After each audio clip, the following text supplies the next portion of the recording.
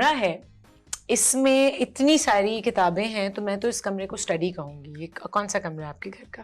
یہ basically drawing room کہہ لیں آپ, ڈرائنگ روم کم اسٹڈی, کیونکہ یہیں سے میں پروگرامز وغیرہ اگر یہاں سے گھر سے کرتا ہوں تو یا تو ادھر سے کرتے ہیں, یا ایک چھوٹا سا کمرہ ہے ادھر سے کرتے ہیں اس میں. سو یہ آپ کا اسٹوڈیو بھی ہے, یہ ڈرائنگ روم بھی ہے اور یہ اسٹڈی بھی ہے, میرے گھر کی طرح بالکل ملٹی فنکشنل سارے کمرے ہیں. جو ہماری انڈسٹری کے جو لوگ ہوتے ہیں انہوں نے آن ایئر بھی جانا ہوتا ہے, ہاں بس یہی ہے, اور میٹنگز بھی کرنی ہوتی ہیں. سو اچھا, اور یہ جو ساری کتابیں ہمیں نظر آ رہی, تصاویر نظر آ رہی ہیں, کتابیں تو اس سائڈ پہ ہیں, یہ اوور دا ایئرز آپ ان خاص شخصیات سے انٹریکشنز ہیں جو ہوئے, سب سے فیوریٹ پرسنالٹی آپ کی پاکستانی اور انٹرنیشنلی بھی جس کا آپ نے انٹرویو کیا ہو یا جس سے ملاقات ہوئی ہو, جس سے انسپائر ہوئے ہو, سب سے فیوریٹ پرسنالٹی کون سی ہے؟ دیکھیے بہت سی ہیں اس میں, کچھ یعنی یہ تو بہت کم تصاویر ہیں, بہت سی تصاویر ابھی نہیں ہیں, لگانی ہیں اس میں. اب جیسے یہ اس میں ایک بلیک اینڈ وائٹ, بہت سی بلیک اینڈ وائٹ تصاویر ہیں اس میں. جسٹس فخر الدین جی ابراہیم کی تصویر ہے, بہت ہی نفیس آدمی تھے, اور ان ججز میں تھے جنہوں نے آمریت کے دور میں اوتھ لینے سے انکار کر دیا تھا انہوں نے. اسی طرح اسلم اظہر صاحب پاکستان ٹیلی ویژن کے فاؤنڈرز میں سے ایک ہیں, چند ایک لوگ جنہوں نے ٹیلی ویژن کو بنایا, کھڑا کیا, اور جن کا کہنا تھا کہ ٹیلی ویژن کمائی کا دھندا نہیں ہونا چاہیے. یہ اس اسکول آف تھاٹ میں تھے. پھر بے نظیر بھٹو سابق وزیر اعظم, ان کے ساتھ میرا خیال ہے سب سے زیادہ جو میں نے کوریج کی ہے پچھلے ان دی لاسٹ 42 ایئرز, اس میں سے تقریباً 25-30 سال بے نظیر بھٹو کے مختلف ایونٹ. ظاہر ہے she was the only at that time was the only politician who was fighting against martial law along with other parties. تو ان کے ساتھ ایک ہاٹ اینڈ کولڈ وہ رہتا تھا ان کے ساتھ, کیونکہ ایز اے رپورٹر ہمیں ان کو کرٹیکل ویو بھی دینے پڑتے تھے. ہاں مطلب اس طرح کا تھا. پھر اسی طرح بیگم نصرت بھٹو کی تصویر ہے, مرتضیٰ بھٹو کی بھی ہے. پھر جو کہ للو پرساد یادیو مشہور وہ ہیں, ان کی تصاویر ہیں. فارمر پریزیڈنٹ فاروق لغاری کی تصاویر بھی ہیں اس میں.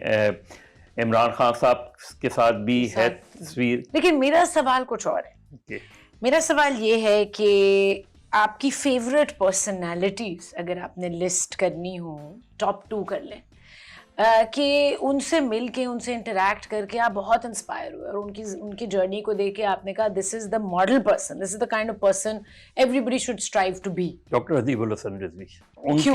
ان کے ساتھ ایک تو بہت ہی پرانا تعلق ہے ان کا میرے والد کے ساتھ, کہ ظاہر والد سے تو بہت جونیئر تھے تقریباً, وہ تو استاد کہتے تھے ان کو. اور پھر ان کی جرنی جو میں نے دیکھی ان کی, یہاں جب پہلے ایک زمانے میں پرنس سینما ہوتا تھا, اس کے پیچھے ان کی چھوٹی سی کلینک ہوا کرتی تھی.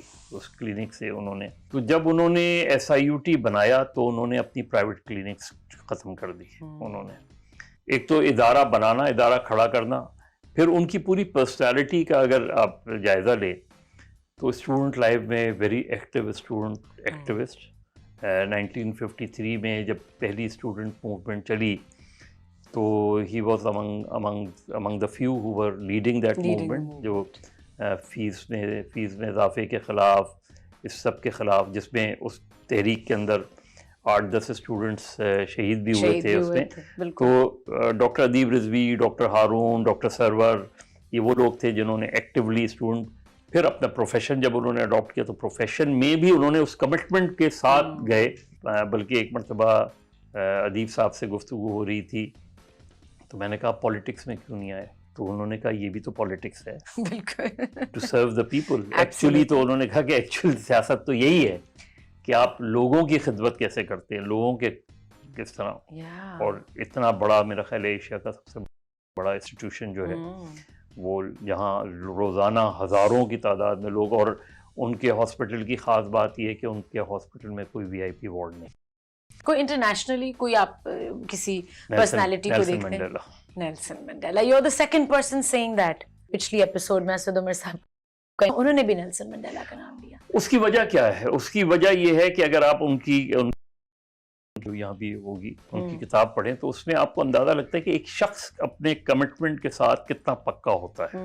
ان کا سب سے بڑا کنٹریبیوشن ہے نیلسن منڈیلا کا وہ یہ ہے کہ ایک یعنی جو اگر آپ جنوبی افریقہ کی تاریخ پڑھیں تو انسانیت شرمندہ ہو جائے کہ جہاں آپ کو بلیکس کے ریسٹورنٹس بھی الگ، وائٹ کے ریسٹورنٹس بھی الگ ہوتے تھے، وائٹ کے فٹ پاتھ بھی الگ ہوتے تھے، جتنے گورے ہوتے تھے ان کے سینما الگ ہوتے تھے.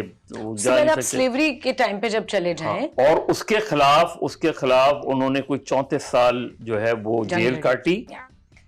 پھر سب سے جو کمال چیز تھی جب وہ اپنی اسٹرگل میں کامیاب ہوئے تو انہوں نے پہلا جو ان کا وہ تھا ایک طرح سے آرڈر تھا یا اپیل تھی کہ کسی وائٹ کو ٹچ نہیں کیا جائے گا اور کسی وائٹ کو جو جہاں تھا جس پوزیشن میں تھا وہ اس پوزیشن پہ رہا. اور پھر ایک ٹینیور وہ پریزیڈنٹ رہے. یہ نہیں کہ انہوں نے اقتدار سے چمٹے رہے.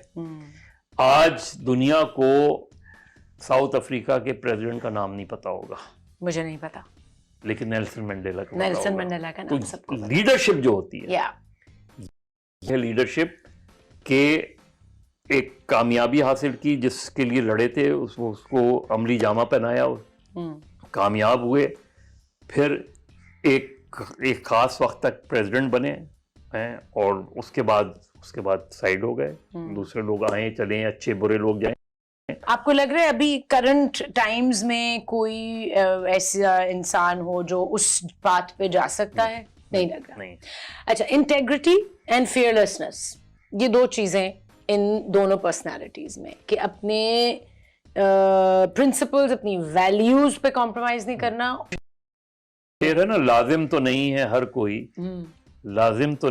ہر کوئی فرحاد بنے منصور بنے، البتہ اتنا لازم ہے جس راہ کو بھی وہ سج بس ایک اسی کا ہو کے رہے.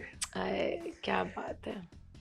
تو جو آپ کو سچ لگتا ہے اس کو فیئرلیسلی اس بات پہ قائم رہے. یہ دو پرنسپلز ان دونوں پرسنالٹیز میں ہیں. اس کے علاوہ اور کیا کوالٹی، لائف کوالٹی ہونی چاہیے ایک ہولسم زندگی؟ دیکھیں، ہم جتنے ہم سب بھائیوں کے لیے ہمارے رول ماڈل ہمارے والد ہیں. ایز این اسکول ٹیچر انہوں نے شروع کیا، رامپور سے آئے اور میری والدہ کا تعلق لکھنؤ سے تھا. تو اور یہاں آ کے انہوں نے ٹیچنگ کا پروفیشن اڈاپٹ کیا اور اس کے بعد پھر حیدرآباد میں دوستوں نے مل کے سٹی کالج حیدرآباد کی بنیاد رکھی اور ہزاروں کی تعداد میں انہوں نے اپنے طالب علم کیے، جن میں سے بہت سے طالب علموں نے اپنی کتابوں میں ان کا ذکر بھی کیا، جیسے ڈاکٹر مبارک علی. اور صرف وہی نہیں، ایجوکیشن میں ایک خاص وہ لینے کے بعد اس کے ساتھ ساتھ ان کو علم و ادب کا بڑا شوق تھا. حیدرآباد کے جتنے بڑے 60s اور 70s میں یادگار مشاعرے تھے انڈو پاک، وہ مشاعرے وہاں کروائے. پھر ریڈیو پاکستان میں انہوں نے گیت بھی لکھتے تھے اور روبینہ قریشی وغیرہ نے ان کے گیت گائے ہیں. تو آپ لوگوں کا بچپن اس سب کے ان سارے لوگوں کے انٹریکشن کے ساتھ گھروں میں پھر ظاہر ہے ہمارا جب جو تعلق لکھنؤ سے تھا تو وہاں بھی سب زیادہ تر لوگ جو تھے وہ ان کا تعلق کہیں نہ کہیں علم و ادب سے رہا. ہمارے ماموں تھے، بہت اچھے ڈرامے لکھتے تھے. اس میں انڈیا سے ان کا تعلق تھا. شروع کے 10 سال میں بھی آپ کو لگتا ہے کہ ہماری کوئی پازیٹیو سچویشن نہیں رہی؟ بالکل. قیام پاکستان کے فوراً بعد ہم کرائسس کا شکار ہو گئے. پاکستان کی جو جماعت تھی پاکستان بنانے والی مسلم لیگ، وہ پاکستان کے قیام کے بعد اس طرح آپس میں لڑی اور اس طرح تتر بتر ہوئی کہ ایسا لگ رہا تھا کہ جیسے پتہ نہیں انہوں نے پاکستان ایکسیڈنٹلی بنایا ہے، جہاں کہ جبکہ لاکھوں لوگوں نے قربانیاں دی، اپنے خاندان وہ کیا، اور اس کا ثمر یہ ملا کہ مسلم لیگ اپنے قیام کے فوراً بعد جو ہے ایک دوسرے کے خلاف ہو گئے. بنگالیوں پر ہم نے شک کرنا شروع کر دیا، بنگالیوں کو ان کے رائٹس دینے چھوڑ دیے، نہیں دیے ہم نے. وہ انتخابات جیتتے تو ہم ان کے اس انتخاب کو قبول نہیں کرتے، اسمبلی توڑ دیتے. تو یہ سارے مسئلے ایسے تھے کہ جو پاکستان میں پہلے 5 سالوں میں سیٹ ہونے شروع. اچھا I'm sorry میں آپ کو یہاں روکوں گی. مزید صاحب ایک بہت انٹرسٹنگ سوال میرے ذہن میں آیا. اچھا ہر کوئی بات کرتا ہے یہ ہمارا کلچر نہیں ہے، یہ ہمارا کلچر نہیں ہے. پاکستان کا کلچر آپ کی پرسپیکٹو میں کیا ہے؟ کلچر ہے ہمارا یہ جو چاروں صوبوں کے کلچر ہیں یہی ہمارا کلچر ہے مل کے. تو کیا ہے؟ How would we define Pakistan? دیکھیں پاکستان کو آپ جب بھی آپ ایک سوشل ویلفیئر اسٹیٹ کے طور پہ لیں گے تو آپ کے لیے زیادہ ایکسیپٹیبلٹی ہوگی.